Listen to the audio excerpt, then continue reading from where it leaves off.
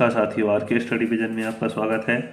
और हम आज डिस्कस करने वाले हैं, जैसा कि आपसे प्रॉमिस किया गया था कि आज से आपको क्लास 12th के लिए सभी इम्पोर्टेंट चैप्टर वाइज क्वेश्चन उपलब्ध कराए जाएंगे आर के स्टडी विजन पर। ठीक है ना। तो हम लेकर आ गए हैं क्लास 12th के फिजिक्स के इम्पोर्टेंट क्वेश्चन। ठीक है ना। तो देखिएगा हम कैसे डिस्कस करने वाले हैं। तो हमने यूनिट फर्स्ट की क्वेश्चन कुछ इंपॉर्टेंट क्वेश्चनों को उठाया है जो आपको 2021 और 22 के एमपी बोर्ड के पेपर में आपको क्वेश्चन आएंगे। ठीक है ना। तो इस तरह से देखिएगा हम टारगेट लेके चल रहे हैं 70/70 के लिए। ठीक है ना। तो हमारा आपका टारगेट होना चाहिए कि 70 नंबर हम फिजिक्स में कैसे ला सकते हैं। ठीक है ना।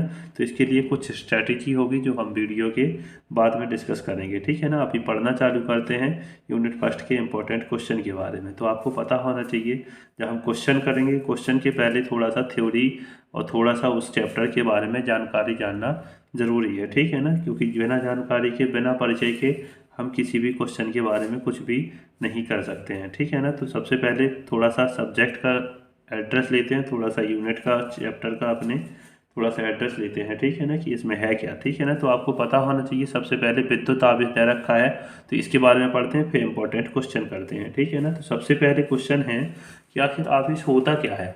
आवेश, हमारे क्वेश्चन मन में उठता है कि विद्युत आवेश है क्या। तो क्वेश्चन हो जाएगा हमारा कि अच्छा विद्युत आवेश कहते किसे हैं, विद्युत आवेश है क्या। पहला क्वेश्चन तो यही बनता है कि विद्युत आवेश है क्या। तो देखिएगा विद्युत आवेश को समझने के लिए हम इस तरह से कर सकते हैं कि विद्युत आवेश है क्या। तो ऐसा मानते हैं कि विद्युत आवेश, एक तो विद्युत आवेश क्या होती है, राशि होती है। ठीक है ना। तो विद्युत आवेश क्या है, विद्युत आवेश अदिश राशि है। क्या है, कौन सी राशि है, अदिश राशि। अगर विद्युत आवेश अदिश राशि है तो इसमें होता क्या है, विद्युत आवेश अदिश राशि है, इसमें होता है जिसे मान लीजिए कोई पदार्थ है, वो इसे अर्जित कर लेता है, किसको, आवेश को। तो जिसे अर्जित कर लेने के बाद, अर्जित कर लेने पर कोई पदार्थ कैसा हो जाता है, तो कोई पदार्थ विद्युतमय हो जाता है, कोई पदार्थ विद्युतमय हो जाता है। कहने का तात्पर्य ये है विद्युतमय हो जाता है। ठीक है ना। इस तरह से हो जाएगा। क्लियर। तो इतनी बात समझ में आ रही है कि विद्युत आवेश क्या है। तो हमने कहा विद्युत आवेश क्या है, अदिश राशि है। अब आप कहेंगे कि राशि क्या होती है। तो देखिएगा ये हम क्लास 11th में बहुत ही डिटेल से जान चुके हैं। ठीक है ना। तो यहाँ पे थोड़ा सा फास्ट इस तरह से हम समझते चलते हैं। ठीक है ना। तो विद्युत आवेश एक अदिश राशि है जिसे अर्जित कर लेने पर कोई पदार्थ कैसा हो जाता है, विद्युतमय हो जाता है। अब इस वर्ड की व्याख्या सुनिए। विद्युतमय क्या है, विद्युतमय का मतलब होता है ऐसा गुण उत्पन्न होना जिसमें क्या हो जाए, आकर्षण का भाव आ जाए। वो क्या कहलाता है, आकर्षण का भाव उत्पन्न होना, वो क्या कहलाता है, विद्युतमय होना कहलाता है। ठीक है ना। तो यानी किसी वस्तु को अगर हम क्या कर देते हैं, रगड़ देते हैं या घिस देते हैं, तो उसमें क्या हो जाता है, आकर्षण का भाव उत्पन्न हो जाता है। इस आकर्षण के भाव को ही विद्युतमय बोला जाता है। यानी सीधी सी बात ये होती है कि विद्युत आवेश क्या होगा, विद्युत आवेश ऐसी वस्तु है या कोई पदार्थ ऐसा है कि उसे अगर अर्जित कर ले तो उसमें क्या हो जाता है, आकर्षण का भाव उत्पन्न हो जाता है। इसे क्या कहते हैं, विद्युत विभव कहते हैं। ठीक है ना। तो विद्युत आवेश कहते हैं। ठीक है ना।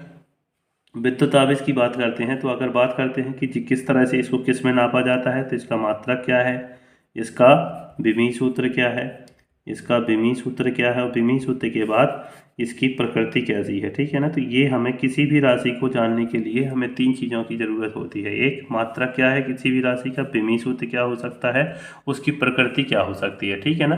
तो देखिएगा इसकी बात करते हैं तो विद्युत आवेश का मात्रक होता है कूलाम। क्या होता है, कूलाम। और कूलाम को किससे लिखते हैं, सी से लिखते हैं। ठीक है ना। कूलाम हो जाएगा। विमीय सूत्र की बात करते हैं तो विमीय सूत्र को AT हो जाएगा, AT लिखते हैं। इसको अगर थोड़ा सा और डिटेल से लिखें तो M0 L0 और इस तरह से T और A इस तरह से लिख सकते हैं। प्रकृति में क्या लिखते हैं कि प्रकृति कैसी है, ये राशि किस तरह से है, अदिश राशि है कि सदिश राशि है। तो यहाँ पे हमारी विभव कैसी राशि है, आपका आवेश कैसी राशि है, तो अदिश राशि है, ठीक है ना। तो इस तरह से अदिश राशि हो जाएगी, ठीक है ना। तो विद्युत आवेश के बारे में हमने इतनी डिटेल डिस्कशन कर लिया है, ठीक है ना। तो आवेश के बारे में क्या याद रखना है कि आवेश ऐसा पदार्थ है जिसे अर्जित कर लेने पर क्या होता है, आकर्षण का भाव उत्पन्न हो जाता है। इसकी मात्रा क्या होते हैं, विमीय सूत्र क्या होते हैं, प्रकृति क्या होती है, इस तरह से हम जान लेते हैं।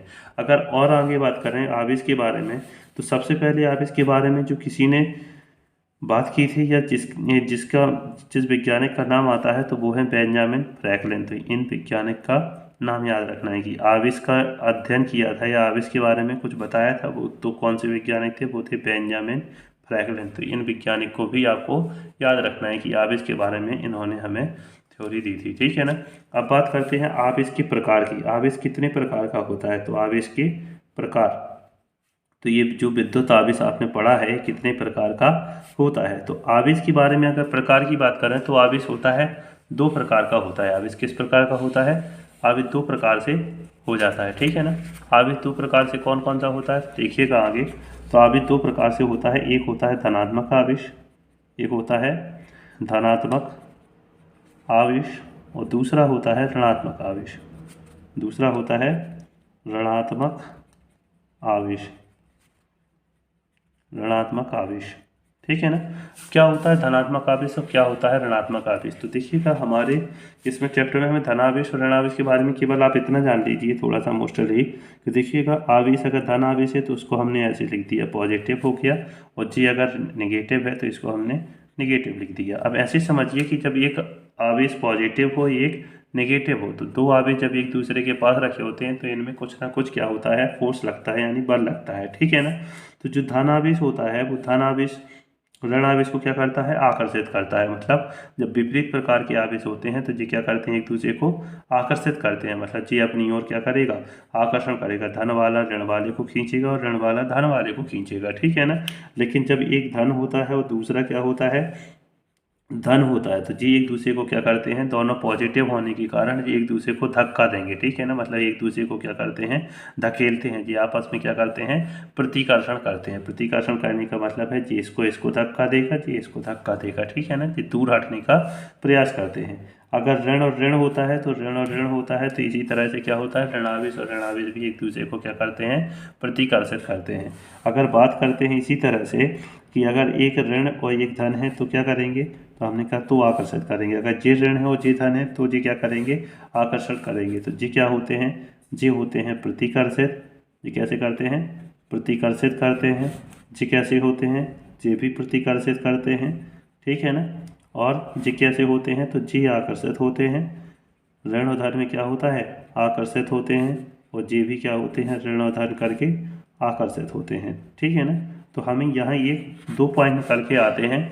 देखिएगा जब एक जैसे आवेश होते हैं तो इन्हें बोलते हैं सजातीय आवेश। क्या बोलते हैं, जब एक जैसे आवेश होते हैं तो इन्हें बोलते हैं सजातीय आवेश, सजातीय आवेश।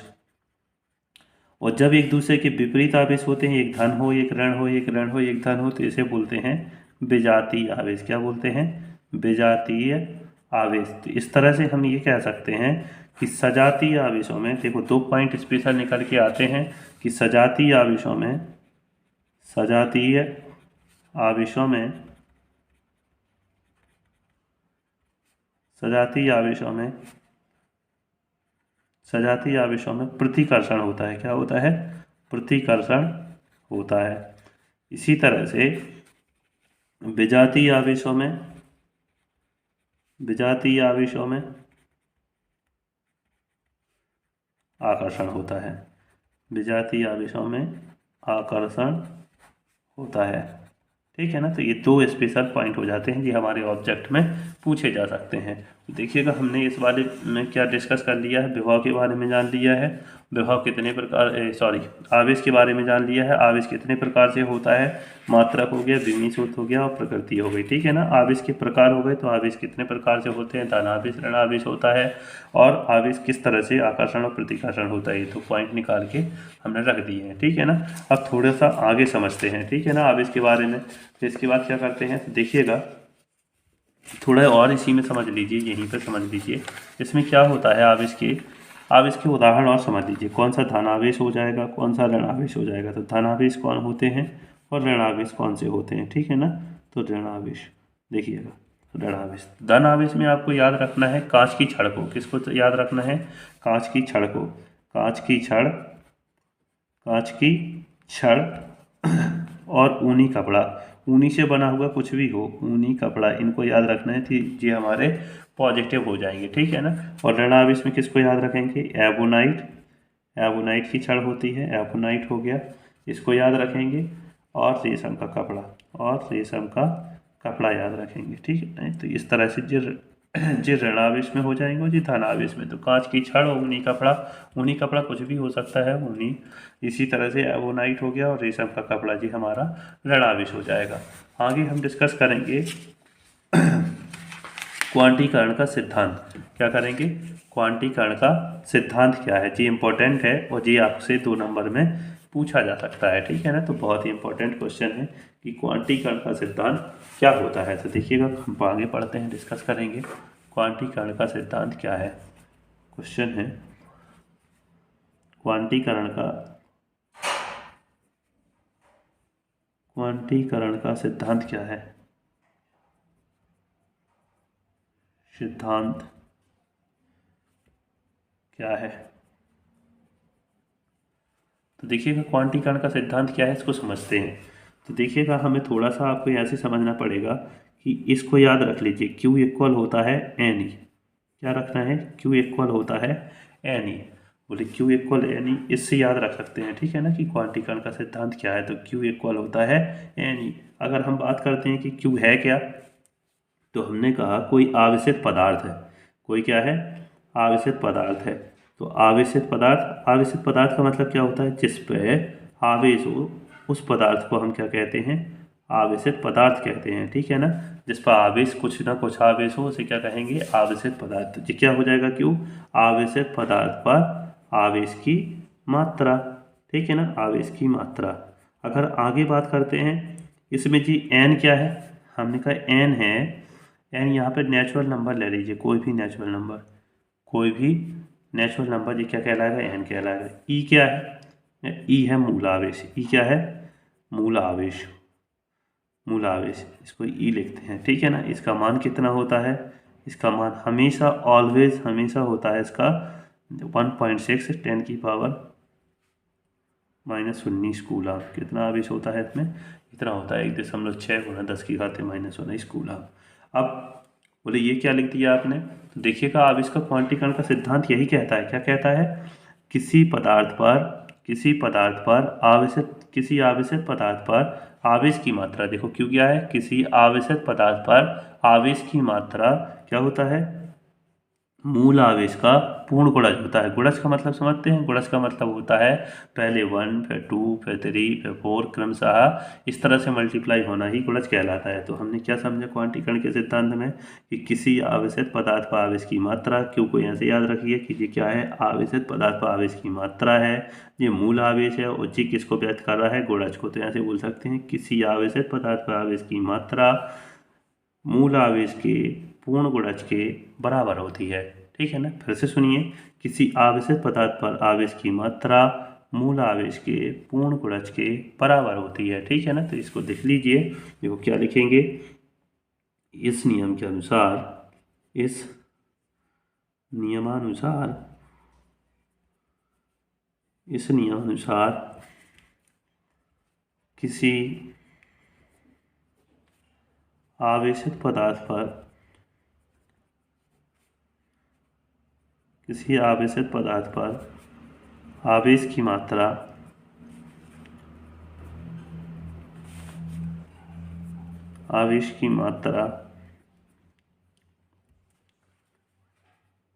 मूल आवेश के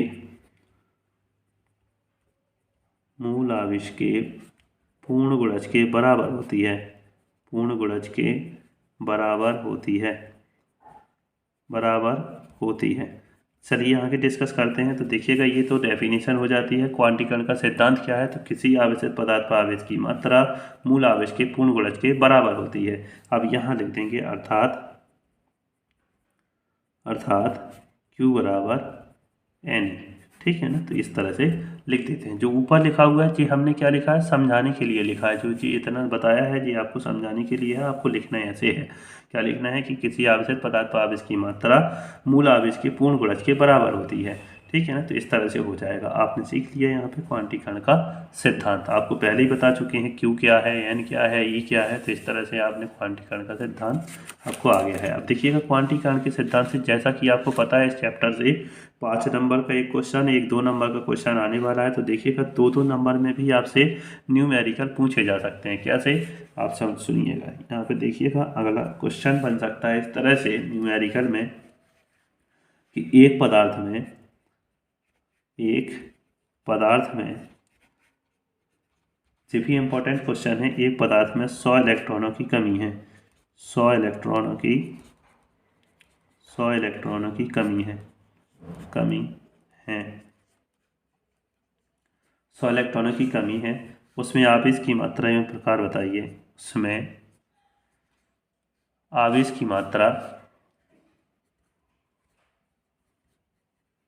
मात्रा एवं प्रकार बताइए। देखिएगा इस तरह से आपसे 2 नंबर का क्वेश्चन पूछा जा सकता है। तो देखिएगा एक पदार्थ में 100 इलेक्ट्रॉनों की कमी है, उसमें आवेश की मात्रा का एवं प्रकार बताइए। ठीक है ना। तो सबसे पहले तो हमें ये पता होना चाहिए कि इसमें दिया क्या रखा है और हमें निकालना क्या है। तो देखिएगा सॉल्व करते हैं इस क्वेश्चन को, और बिल्कुल आपको 2 नंबर में ऐसा क्वेश्चन आ सकता है। ठीक है ना। MP बोर्ड के पेपर में देखिएगा क्या लिखा हुआ है, एक पदार्थ में 100 इलेक्ट्रॉनों की कमी है, मतलब 100 इलेक्ट्रॉनों की कमी है। तो देखिएगा इलेक्ट्रॉनों की संख्या को हम किससे लिखते हैं, n से लिखते हैं। किससे लिखते हैं, n से। तो 100 इलेक्ट्रॉनों की कमी है तो हमने n = 100 हो जाएगा। ठीक है ना। उसमें क्या निकाला है, आवेश की मात्रा। इसका मतलब है Q का मान हमें निकालना है। ठीक है ना। और हम जानते क्या है कि E = कितना होता है, 1.6 10⁻⁻19 कूलाम। ये हमेशा होता है, जी क्या है, मूल आवेश है। ठीक है ना। हमें निकालना है Q का मान, तो हमने पढ़ रखा है क्वांटीकरण का सिद्धांत। Q बराबर होता है N। Q बराबर क्या होता है, N होता है। तो यहाँ पे हम N की वैल्यू रख देंगे 100 और E की वैल्यू कितनी है, 1.6 10⁻⁻19 कूलाम। आगे बात करते हैं। तो देखिएगा इसको हम क्या लिख सकते हैं, 10⁻² लिख सकते हैं कि 100 को, हाँ लिख सकते हैं। तो 1.6 10⁻⁻19 कूलाम हो जाएगा। ठीक है ना। आगे बढ़ते हैं। तो देखिएगा पावर में जब इंटू होता है तो पावर ऐड हो जाती है। तो 1.6 10 की पावर कितना ऐड होगा, ये माइनस का है, ये प्लस का है। तो जब ऐड होगा तो माइनस का कितना बचेगा, 70। तो ये तो हमारा हो जाएगा। आवेश की मात्रा तो हमने निकाल ली, जैसा कि हमारे क्वेश्चन में पूछा गया है कि उसमें आवेश की मात्रा एवं प्रकार बताइए। तो प्रकार कैसे बताएंगे, आवेश की मात्रा हमारे पास निकाल के आ चुकी है। तो प्रकार के लिए ऐसे समझिए कि इसमें देखिएगा क्वेश्चन में क्या लिखा हुआ है। क्वेश्चन में लिखा है इलेक्ट्रॉनों की कमी हुई है। तो इलेक्ट्रॉनों की जब कमी होती है तो आवेश होता है धन आवेश, और जब इलेक्ट्रॉनों की अधिकता होती है तो होता है ऋण आवेश। तो यहाँ पे क्या लिख सकते हैं, अतः आवेशों इलेक्ट्रॉनों की क्या है, इलेक्ट्रॉनों की कमी हुई है, इलेक्ट्रॉनों की कमी हुई है। अतः आवेश कैसा होगा, अतः आवेश धन आवेश होगा, ठीक है ना। तो इस तरह से न्यूमेरिकल क्वेश्चन पूछे जा सकते हैं और हमें इस तरह से आसानी से सॉल्व कर देने हैं। अगला क्वेश्चन आपसे देखिएगा और न्यूमेरिकल ले लेते हैं, ये भी 2 नंबर में आपसे क्वेश्चन पूछा जा सकता है। ठीक है ना। देखिए अगला क्वेश्चन क्या है, तो देखते हैं। अगला क्वेश्चन इस तरह से बन सकता है जी, आपका ऑब्जेक्ट में भी आ सकता है। ठीक है ना। तो देखिएगा क्वेश्चन कैसे आएगा, क्वेश्चन इसका आएगा, एक कूलाम आवेश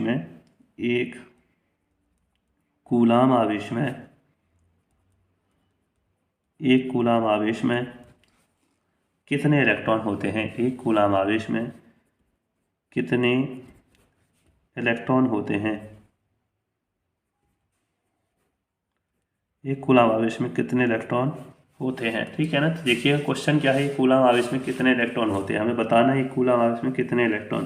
पहले तो आपको देखो बता देते हैं हम कि डायरेक्टली आप याद रखिए 6.25 × 10⁻18 इलेक्ट्रॉन होते हैं। ठीक है ना। आपको डायरेक्टली याद रखना है, ऑब्जेक्ट में पूछा जाएगा। तो एक कूलाम आवेश में कितने होते हैं, 6.25 मल्टीप्लाई 10⁻⁻18, ठीक है ना। तो इस तरह से आपके इलेक्ट्रॉन होते हैं। लेकिन अगर हमें निकालना हो तो कैसे निकाल सकते हैं, देखिएगा बड़ा ही आसान तरीका है और 2 नंबर में इस तरह का क्वेश्चन आपसे पूछा जा सकता है। तो देखिएगा हमें गिवन क्या है यहाँ पे देख लेते हैं। दिया गया है कूलाम कितना है, 1 कूलाम। आवेश की मात्रा कितनी है, 1 कूलाम है, ठीक है ना।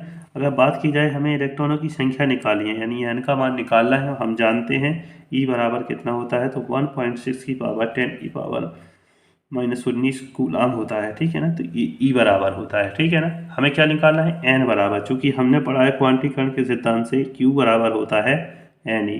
क्या पढ़ रखा है, Q बराबर Ne होता है, ठीक है ना। हमें n की वैल्यू निकालनी हो तो क्या हो जाएगा, n को यहीं रखते हैं, E इस तरफ आ जाएगा तो Q/E हो जाएगा। क्लियर।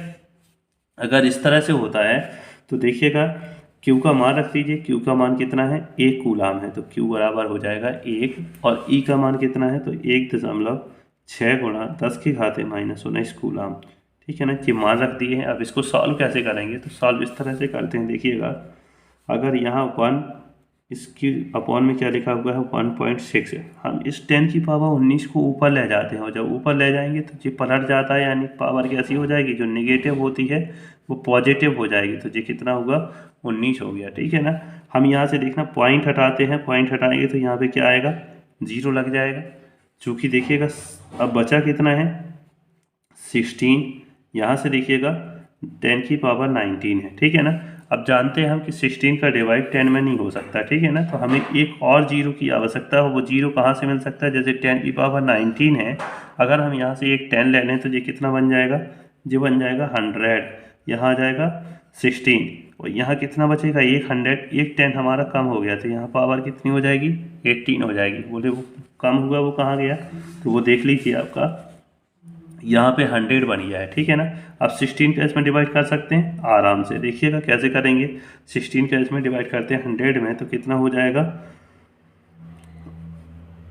16 छक्का 96 होता है, 96 होगा। तो 6 है ना, बचा कितना, 4 बच गया, ठीक है ना। पॉइंट लगाते हैं और 4 हो गया तो देखिएगा पॉइंट लगाएंगे तो 40 बन जाएगा। 16 का फिर से करते हैं, 16 दूनी 32 होता है, बचा 8 बचता है तो 80 हो जाएगा। तो 16 पंचे 80।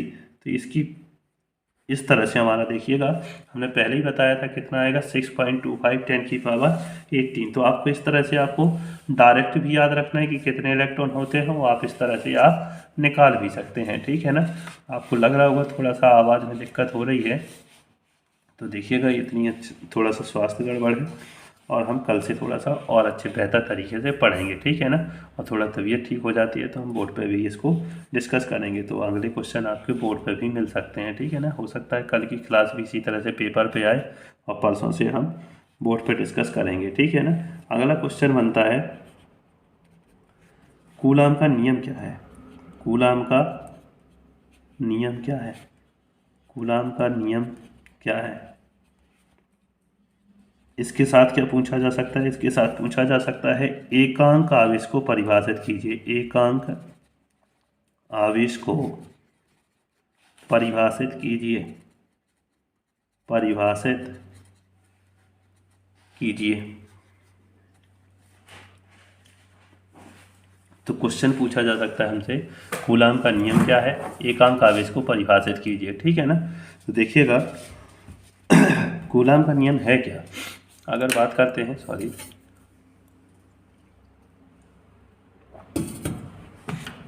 देखिएगा कूलाम के आवेश कूलाम के नियम के बारे में जानते हैं। इंपॉर्टेंट क्वेश्चन हो, ये आपको 4 नंबर में आ सकता है, ठीक है ना। तो देखिएगा कूलाम के नियम की बात करते हैं तो देखिएगा इस तरह से मान सकते हैं कि 2 बिंदु आवेश हैं, ठीक है ना। बिंदु आवेश का मतलब होता है बहुत ही छोटे आवेश, ठीक है ना। यहाँ पे मान लिया कि Q1 है और यहाँ पे कोई आवेश Q2 रखा गया है, ठीक है ना। इनके बीच की दूरी कितनी है, तो r है, ठीक है ना। अब देखिएगा इसे क्या कहेंगे, कूलाम का नियम कहेंगे, ठीक है ना, कूलाम का नियम। अभी सुनना कैसे चलता है कूलाम का नियम। देखिएगा कूलाम वैज्ञानिक थे कूलाम, और इन्होंने आवेशों के बारे में एक थ्योरी दी, इसे कूलाम के नियम के नाम से जानते हैं, ठीक है ना। तो कूलाम का नियम है क्या, तो उन्होंने देखिएगा ये आवेश हैं, तो ये आवेश देखिएगा एक दूसरे से इतनी छोटी दूरी पर रखे हुए हैं, और जब छोटी दूरी पर रखे होते हैं तो ये एक दूसरे पर कुछ ना कुछ क्या लगाएंगे, फोर्स लगाएंगे, यानी बल लगाएंगे, ठीक है ना। तो बिंदु आवेश हैं, जो एक दूसरे पे क्या करेंगे, बल लगाएंगे। वो जो बल लगाते हैं वो बल क्या होता है, इन आवेशों के गुणनफल के अनुक्रमानुपाती होता है, तथा इनकी बीच की जो दूरी है इनके वर्ग के व्युत्क्रमानुपाती होता है। कैसा होता है, फिर से सुनिएगा। तो इस नियम के अनुसार होता है कि इन्हीं दो आवेशों के मध्य लगने वाला बल, जो इनके बीच में बल लगेगा, वो इन आवेशों के गुणनफल के अनुक्रमानुपाती तथा इनकी बीच की दूरी के कैसा होता है, वर्ग के व्युत्क्रमानुपाती होता है। इसे क्या कहते हैं, कूलाम का नियम कहते हैं। तो देखिएगा हम इसको लिखते हैं, इस नियम अनुसार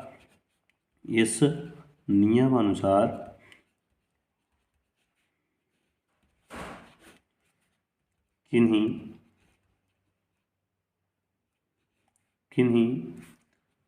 दो स्थिर बिंदु आवेशों के मध्य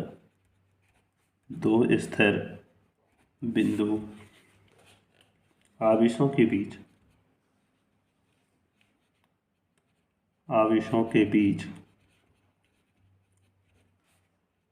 लगने वाला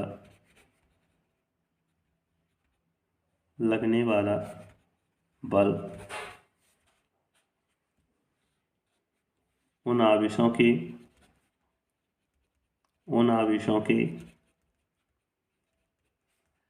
परिमाणों के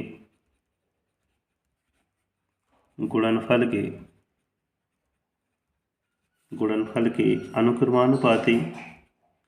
अनुक्रमानुपाती तथा बीच की दूरी के वर्ग के व्युत्क्रमानुपाती होती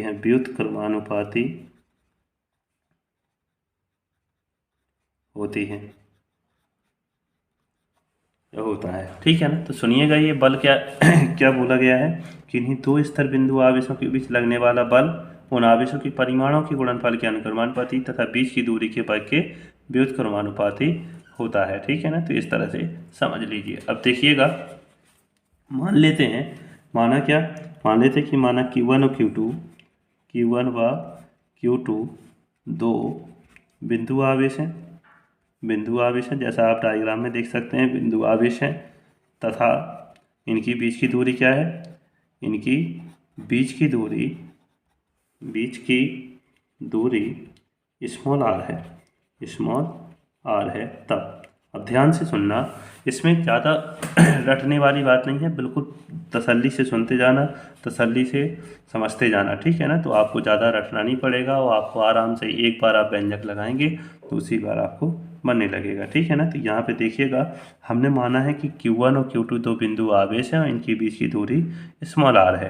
तो आप देखिएगा नियम क्या कहता है, नियम कहता है कि जो इन दो आवेश हैं इनके बीच में जो बल लगता है, बल क्या है, वो F है, ठीक है ना। अगर इनके बीच में बल लगने वाला वो क्या है, F है। तो जी बल है जो इन दोनों आवेशों के गुणनफल के, तो देखो गुणनफल किया Q1 Q2 का, और अनुक्रमानुपाती होता है, जी जो चिन्ह है अनुक्रमानुपाती को व्यक्त करता है। तो इन दोनों के गुणनफल के अनुक्रमानुपाती होता है, तथा क्या होता है, इनकी बीच की दूरी कितनी है, स्मॉल r है। तो इसकी कैसा होता है, वर्ग के व्युत्क्रमानुपाती होता है। व्युत्क्रमानुपाती का मतलब होता है अपॉन में लिख देते हैं, तो ये व्युत्क्रमानुपाती कहलाता है। तो देखो दूरी के वर्ग के कैसा है, व्युत्क्रमानुपाती होता है, ठीक है ना। हमने कहा दोनों को मिलाकर लिख लेते हैं, ठीक है ना। तो दोनों को मिलाकर लिखने पर अगर दोनों को मिलाकर लिखने पर लिखते हैं तो देखिएगा क्या बन जाएगा, तो F हो जाएगा, F अनुक्रमानुपाती, ये देखिएगा ऊपर है, जो ऊपर है Q1 Q2 अपॉन r²।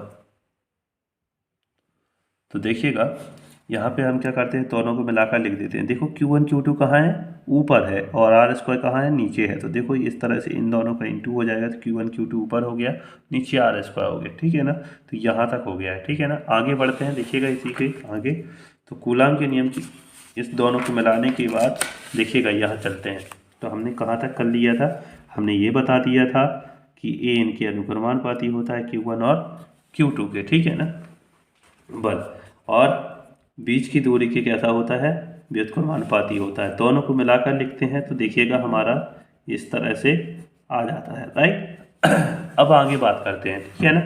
तो इसको कैसे कर सकते हैं, तो हमने कहा देखिएगा जब जब ये चिन्ह हटाते हैं, किसका, अनुक्रमानुपाती का चिन्ह हटाएंगे ये वाला, तो आपको क्या मिलेगा, कुछ ना कुछ कांस्टेंट राशि मिलती है। तो यहाँ पे क्या मिल जाएगी, के आ जाएगा, ठीक है ना, Q1/Q2 का आर स्क्वायर। इस तरह से आया, इसको हमने इक्वेशन फर्स्ट दे दी है, ठीक है ना।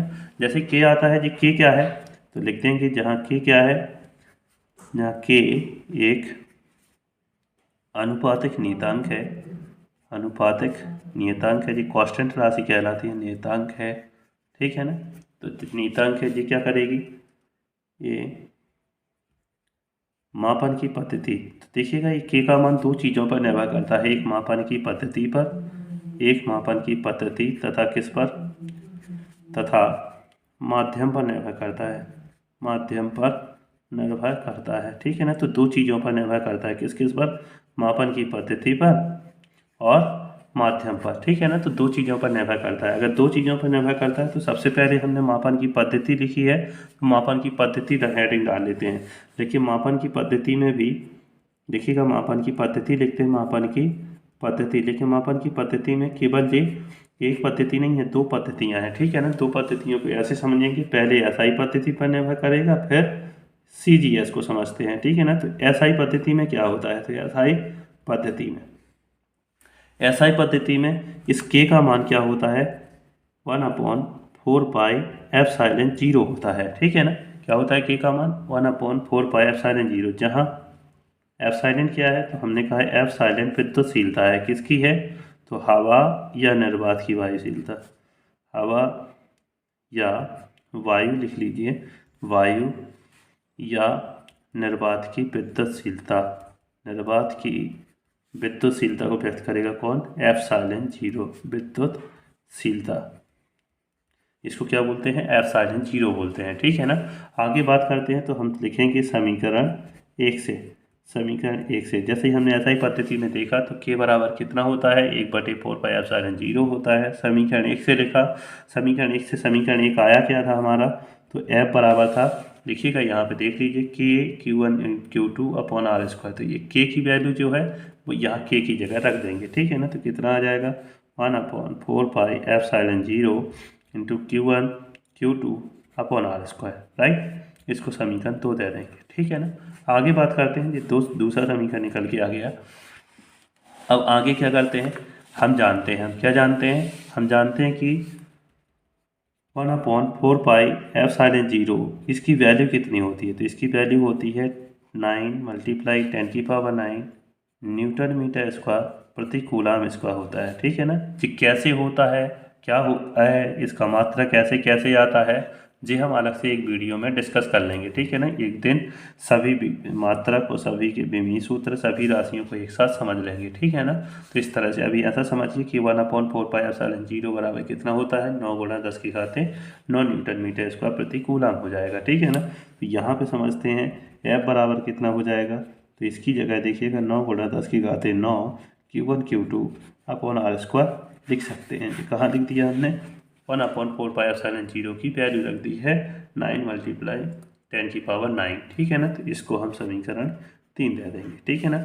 जी एसआई पद्धति हो गया। तो एसआई पद्धति में हमें क्या करना है, के का मान हमारा इतना आ रहा है, और जैसे के का मान रखते हैं तो समीकरण 1 से रखेंगे, के का मान रख देंगे, चूँकि हम जानते हैं इसका मान कितना होता है, तो इतना होता है, ठीक है ना। और इसका मान हमने यहाँ पर रख दिया। आगे बात करते हैं, ठीक है ना। तो एसआई पद्धति की बात कर ली है हमने। अब सीजीएस पद्धति की बात करेंगे। तो सीजीएस पद्धति में क्या होता है, अंकर रुको, सीजीएस पद्धति में के बराबर 1 होता है, कितना होता है, के बराबर 1 होता है। तो यहाँ पे हम समीकरण 1 से बात करेंगे, समीकरण 1 से। समीकरण 1 क्या कहता है, तो देखिएगा के का मान यहाँ 1 रखेंगे, तो 1 रखने पे तो Q1/Q2/R² ही आएगा, ठीक है ना। तो इस तरह से जी हमारा चौथा समीकरण निकल के आ गया है, ठीक है ना। हमने बात की थी कि के का मान दो चीज़ों पर निर्भर करता है, देखिएगा, एक मापन की पद्धति पर, एक माध्यम पर। तो मापन की पद्धति हमने दोनों कर ली है, एक एसआई पद्धति थी, एक एसआई पद्धति थी, दूसरी हमारी सीजीएस पद्धति थी, ठीक है ना। तो दोनों की दोनों पढ़ ली हैं। अब बात करते हैं माध्यम की, ठीक है ना। माध्यम में क्या होता है, तो देखिएगा माध्यम में तो देखिएगा माध्यम में के का मान क्या हो जाएगा, तो माध्यम में के का मान 1/4 एफ साइलेंट होता है। ठीक है ना, इसमें एफ साइलेंट जीरो नहीं है, ध्यान देना है, यहाँ केवल एफ साइलेंट है। और जी एफ साइलेंट कहाँ है, तो यहाँ लिखेंगे जहाँ एफ साइलेंट क्या है, माध्यम की विद्युतशीलता है, माध्यम की विद्युतशीलता है। ठीक है ना, माध्यम की विद्युतशीलता है। आपको पता होना चाहिए, हम एक और रिलेशन जानते हैं, वो क्या होता है, हम जानते हैं, रुकता ना अभी, समीकरण 1 से लिखते हैं, समीकरण 1 से। तो समीकरण 1 से क्या होगा, ये के का मान समीकरण 1 में रखेंगे तो 1 बटे यहाँ पे हो जाएगा 4 पाई एफ साइलेंट, और यहाँ हो जाएगा Q1 Q2 upon are square. चूँकि आप जानते हैं एफ साइलेंट बराबर क्या होता है, तो एफ साइलेंट बराबर होता है एफ साइलेंट जीरो के। क्या होता है एफ साइलेंट बराबर, एफ साइलेंट बराबर होता है एफ साइलेंट जीरो के। तो क्या इसकी जगह हम इसको नहीं रख सकते हैं, तो देखिएगा एफ बराबर 1/4 पाई एफ साइलेंट जीरो इंटू के हो जाएगा Q1 Q2 upon are square. ठीक है ना, तो ये हमारा लास्ट समीकरण हो जाएगा 5। यहाँ तक हमारा कूलाम का नियम फिनिश हो जाता है। ठीक है ना, एक बार स्पीड से रिवाइज करते हैं कूलाम के नियम को। ठीक है ना, तो देखिएगा यहाँ से देखेंगे सबसे पहले कूलाम का नियम है क्या। तो हमने देखा कूलाम के नियम को कि किन्हीं दो स्तर बिंदु आवेशों के बीच लगने वाला बल उनके परिणामों के गुणनफल के अनुक्रमानुपाती तथा बीच की दूरी के वर्ग के व्युत्क्रमानुपाती होते हैं। ये Q1 Q2 दो बिंदु आवेश हैं, स्मॉल r दूरी पर रखे हुए हैं, तो इनके बीच में जो बल लगेगा F, वो क्या होता है, इन दोनों की गुणनफल के अनुक्रमानुपाती होता है तथा इस दूरी के वर्ग की कैसे होता है, व्युत्क्रमानुपाती होता है। तो देखिएगा यहाँ पे हमने इनके गुणनफल के अनुक्रमानुपाती रखा, बीच की दूरी के वर्ग के व्युत्क्रमानुपाती रखा, दोनों को मिला लिया, तो इस तरह से हमारा बन जाएगा। ठीक है ना, आगे बात करते हैं। तो देखिएगा यहाँ पे जैसे ही हमने इसको इस तरह से देखा कि जी गुणनफल के अनुक्रमानुपाती है, बीच की दूरी के वर्ग की व्युत्क्रमानुपाती है। ठीक है ना, जैसे ही अनुक्रमानुपाती का चिन्ह हटाते हैं तो कुछ ना कुछ नियतांक आता है, के आ जाएगा, कांस्टेंट राशि है। ठीक है ना, यहाँ पे के क्या हो जाएगा, एक अनुपातिक नियतांक है। ठीक है ना, आगे बात करते हैं। तो देखिएगा ये के किस पर निर्भर करता है, दो चीज़ों पर निर्भर करता है, मापन की पद्धति पर और माध्यम पर। ठीक है ना, तो पहले मापन की पद्धति से निपटेंगे, फिर माध्यम से। ठीक है ना, तो देखिएगा मापन की पद्धति में दो पद्धतियाँ हैं, एक SI पद्धति और एक है